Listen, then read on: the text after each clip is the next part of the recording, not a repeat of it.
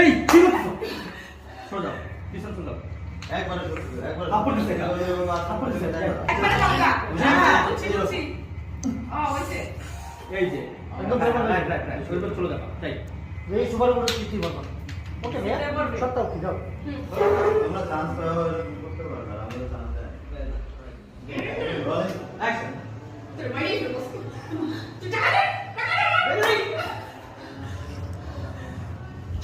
আল্লাহ তোর স্পট তুই মায়ের গলা ধরে তোর মাকে মারতে যাচ্ছি, তোর কত বড় সাহস! তোর আজ করবে কি বাবা?